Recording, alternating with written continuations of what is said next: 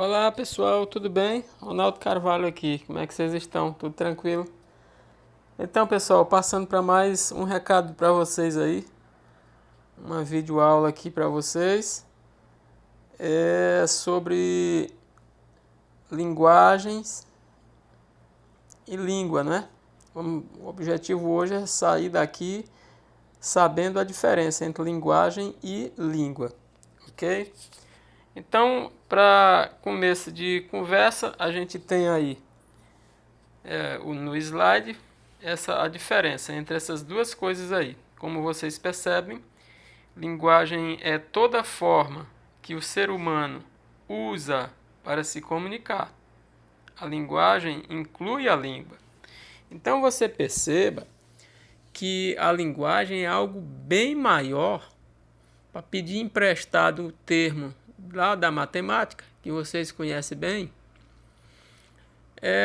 eu diria que a linguagem é um conjunto e a língua é um subconjunto. Ou seja, está dentro da linguagem. É um tipo de linguagem. A língua é um subconjunto. Está inserida dentro da linguagem. Existem vários tipos de linguagem, né? Nós usamos a linguagem de diversas maneiras para transmitirmos uma mensagem a alguém. Então nós podemos usar cores, é o caso aí do semáforo que você vê aí na imagem. Quando ele está vermelho, é para a gente passar direto, né? Não parar, não é isso? Claro que não, se fizer isso vai para o céu mais cedo. Você vai ter que parar, a mensagem é essa, vermelho tem que parar, é perigo, sinal de perigo. Então veja que as cores, elas dão o recado delas. O luto, por exemplo, quando você vê alguém com um pedacinho de pano preto, né, na roupa, é sinal que alguém da família, alguém que tinha o respeito dessa pessoa, veio a óbito. Então, transmite a mensagem. Então, é uma linguagem, uma forma de comunicação. Correto? Então, existem vários tipos de linguagem. E aí a gente vai ver mais à frente. Então, estamos conceituando. Nós temos a dança como um tipo de linguagem, né, de expressão corporal. Veja que uma pessoa, quando ela está nervosa, desconfiada, né, ela não sabe como é que coloca as mãos, fica estalando os dedos, né? Fica inquieta. Então, a linguagem corporal diz muito a respeito também das pessoas. Como se portar diante de uma entrevista de emprego, por exemplo. E quando você está pescando, colando, que aí o professor não pode olhar para você, que você não sabe como é que fica com a cara. Não sabe se mexe, né? Tem deles mais cínico que a cara nem mexe. Mas aí mesmo assim o professor conhece. Mas tudo bem, vamos para frente. E língua, o que seria língua? Já que linguagem é um conjunto mais amplo, né? Língua seria um subconjunto que significa o quê? Significa um sistema convencionado usado como instrumento de comunicação. E por que convencionado? Gente, porque tudo parte do princípio de que alguém um dia chegou primeiro e disse que, por exemplo, pincel é pincel, né? Isso é uma convenção. Pincel é pincel. Por que eu não chamo, por exemplo, pincel de caneta? Por que eu não chamo pincel de sapato? Porque convencionou-se que quem chamou primeiro passou a mensagem para frente e todo mundo acompanhou. Então convencionou-se, né? Se, por exemplo, você pegasse uma geração que não sabe o que é pincel e nem o que é caneta e nem sapato, esse um recém-nascido, e você isolasse ele do mundo e passasse a ensinar para eles que pincel era sapato, ele jamais aceitaria o que nós pensamos hoje, que pincel é pincel e que sapato é sapato. Vocês estão me compreendendo?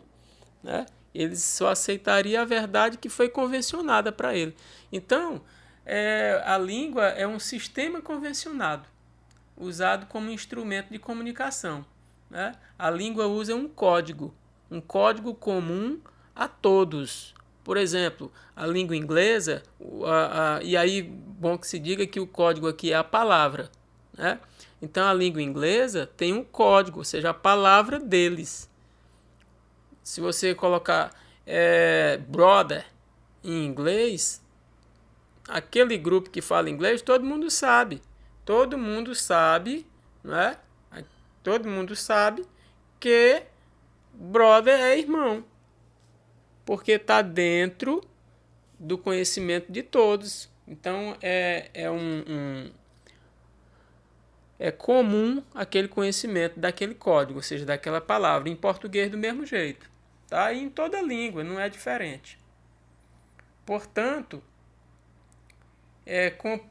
compõe-se de regras, né, gramaticais que possibilitam que determinado grupo de falantes sistematizem um código para que haja comunicação, certo? Por exemplo, os idiomas, como eu já falei, português, inglês, espanhol, francês, todos eles têm o seu código e é comum ao meio do falante. Por isso é que eles se entendem. Se eu falar how are you, vocês entendem, porque vocês já têm um conhecimento de inglês, né? Como vai você? How are you? What's your name? Qual o seu nome? Você entende essas frases porque você conhece esse código, essas palavras, né? Então você está inteirado disso aí. Então é comum entre mim e vocês essa questão do código. Por isso é que há comunicação. Então a língua é um conjunto de códigos, né? Um conjunto de códigos convencionados que é comum entre um grupo de pessoas, ok? E aí a gramática vai ser um conjunto de regras, né? Um conjunto de regras que vai estabelecer algumas normas dentro da língua. É um livro que serve para estabelecer normas. A gramática é isso, tá? Então aí você vê ao lado aí vários exemplos de tipos diferentes de linguagem. Tudo bem?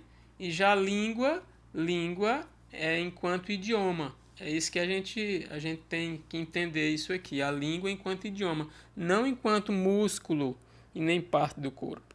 Ok? Vamos avançar um pouco. E aí você tem mais um pouquinho desse assunto, né? Portanto, a diferença entre língua e linguagem é que língua é um conjunto organizado de elementos desenvolvido pelos humanos e comum a um grupo.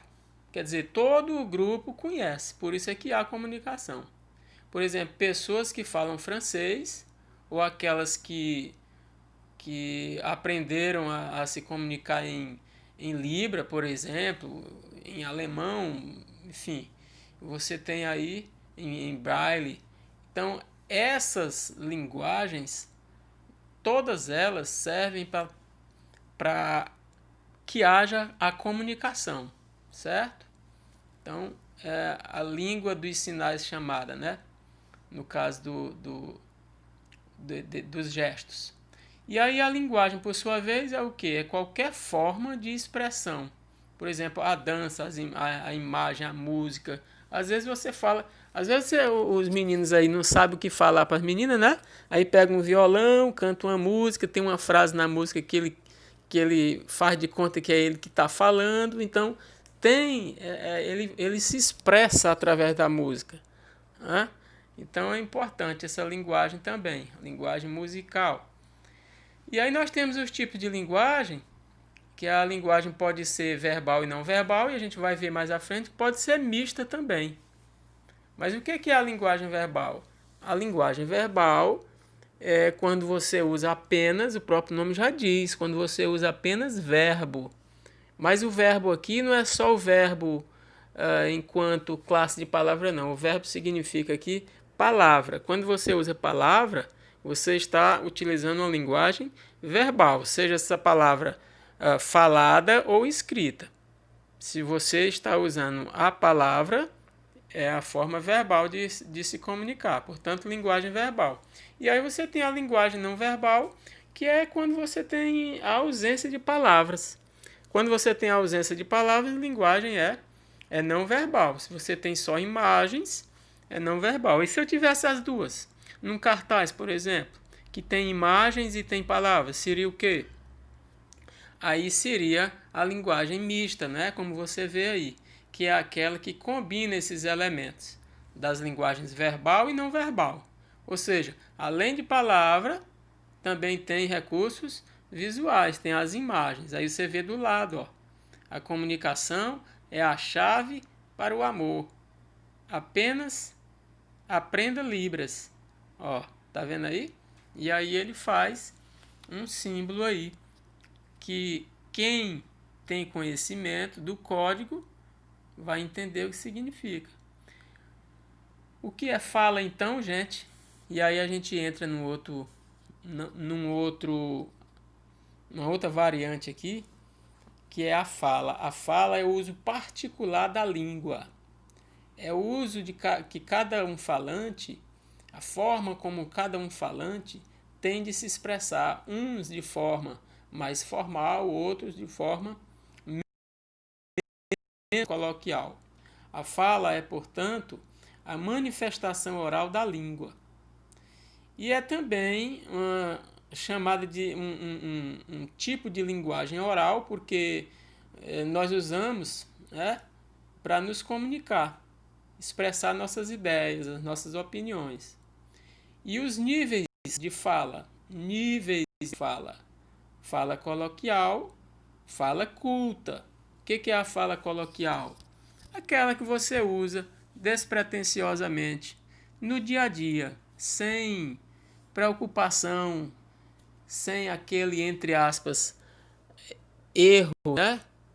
Aliás, o coloquial sem se preocupar com os erros. Então, mas aí para a linguística não existe certo e nem errado. O que é que vai existir? Vai existir o coerente e o incoerente. Assim como nós não devemos escrever uma carta formal para o presidente da República com linguagem coloquial, nós precisamos tomar um pouco de cuidado, um pouco de,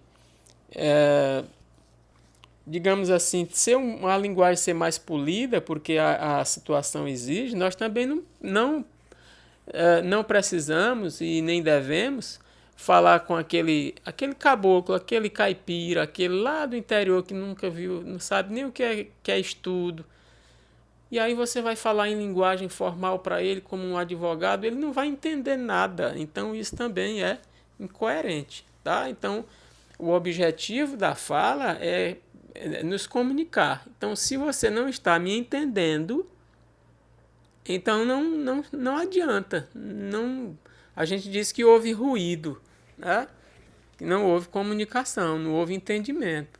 Qual é o importante, então? É você usar a linguagem que dê para aquele interlocutor entender, aquele que está ali ouvindo, aqueles que estão na conversa, possa compreender a sua mensagem. Isso é que é importante.